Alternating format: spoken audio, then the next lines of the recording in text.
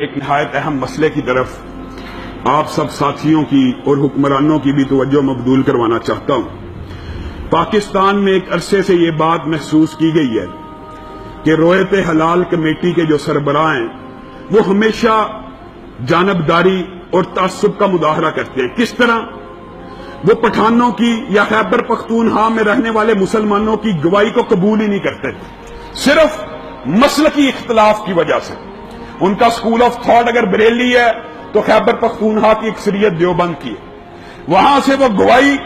قبول ہی نہیں کرتے، اور نعوذ باللہ معاذ اللہ لطیفے بنائے میں ان کے بارے میں کہ یہ جی گھر سے چاند لے کے نکلتے ہیں، اور انہوں نے بارہا اس بات کا اظہار کیا ہے میڈیا کے اوپر، معاشرے کے اندر، کہ وہ جھوٹی گواہیاں دیتے ہیں۔ اور لوگوں یاد رکھو، نبی کریم صلی اللہ علیہ وسلم کے فرامین اور اجماع امت ہے، اجماع امت ہے،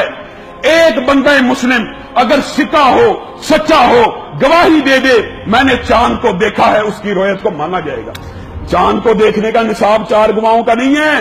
اور مفتی صاحب آئے روز کالم لکھتے ہیں جم غفیر نہ دیکھے گا میں نہیں مانوں۔ وہاں پہ سو بندوں نے گواہیاں دی ہیں۔ مفتی صاحب کا عجیب و غریب مزاج ہے، آپ خود اندازہ کیجئے اس سال خاص طور کے اوپر ان کا یہ تعصب کھل کے سامنے آ گیا ہے۔ پاکستان کے مشرق میں جتنے ملک ہیں، پاکستان کے مغرب میں جتنے ملک ہیں، چاند میں نکلنا تھا ابتدا سے،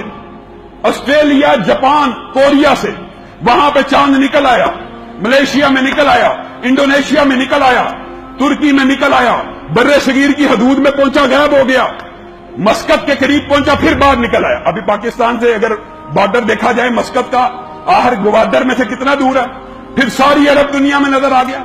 آج شرم کی بات ہے، تضحیک کی بات ہے، افسوس کی بات ہے، پوری دنیا کے اندر یہ واحد ایک حصہ ہے، ایک خطہ ہے جس کے دائیں بھی عید ہو رہی ہے، جس کے بائیں بھی عید ہو رہی ہے، اور یہ مسلمان مجبور ہے ریاستی پابندی کی وجہ سے یہاں پہ روزہ رکھا جاتا ہے۔ لوگوں، عید کے دن روزہ رکھنا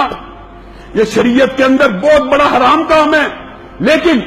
چونکہ ہم ریاست کے پابند اور اس کا گناہ سارے کا سارا مفتی منیب کے سر پہ ہوگا، جو تعصب کے ساتھ، میں آپ کو یہ صدقے دل سے بتا رہا ہوں، صحیح تحقیق کر کے بتا رہا ہوں یہ باتیں، وہاں پہ کوئی بندہ چاند دیکھ کر فون کرنے کی بھی کوشش کرے، فون کی لائنوں کو کاٹ دیا جاتا، فون ہی نہیں ریسیو کیے جاتے، فون ہی نہیں اٹھائے جاتے۔ یہ انہوں نے دین کا مذاق بنایا ہوا، شریعت کا مذاق بنایا ہوا، یہ کوئی چھوٹا مسئلہ نہیں ہے۔ نبی کریم صلی اللہ علیہ وسلم کی صحیح حدیث موجود ہے، جس نے شک کا روزہ رکھا اس نے مجھ پہ نازل ہونے والی شریعت کا انکار کیا۔ آپ کو یہ نہیں کہتا روزہ چھوڑنا، ہم تو پابند ہیں ریاست کے، جب تک یا تو ہم انتظام کریں اپنا کہ ہم گواہیوں کو براہ راست وصول کریں، لیکن اگر ہم نے یہ کام نہیں کیا ہم اب ریاست کے پابند ہیں، اور سارے کا سارا گناہ ان کے سر پہ۔ آپ خود غور کیجئے، پوری دنیا میں عید ہو رہی ہے، اور یہ بھی یاد رکھیے چاند کے اگرچہ مطالعے مختلف ہوتے ہیں، ہو سکتا ہے چاند 2 دن 1 دن لیٹ ہو، لیکن اللہ اگر چاہے تو ساری دنیا میں 1 دن بھی طلوع کر سکتا ہے، لیکن ضد سے، ہٹ درمی سے، اور اس طرح تعصبات پھیلتے ہیں معاشرے کے اندر۔ پٹھانوں کے بارے میں ایک عجیب و غریب قسم کا معاشرے میں تعصب پایا جانا شروع ہو گیا، یار وہ جھوٹ بولتے ہیں نعوذ باللہ، وہ جھوٹی گواہی دیتے ہیں نعوذ باللہ، اور یار اگر کوئی سکا مسلمان 5 وقت کا نمازی سچا شرعی حدود کی پابندی کرنے والا گواہی دیتا، اس کے سر پہ گناہ۔ شریعت کا احکامات 100 سے زائد کل پوپل زئی نے کہا مجھے گواہیاں موصول ہوئی ہیں، اس کا بھی ایک مذاق بنایا کہ یہ مفتی ہر وقت، اور لوگوں یہ بات نہیں ہے، میں یہ سمجھتا ہوں حقیقت میں مسئلہ پتہ کیا ہے، مفتی منیب صاحب کے ذہن میں پتہ نہیں کہاں سے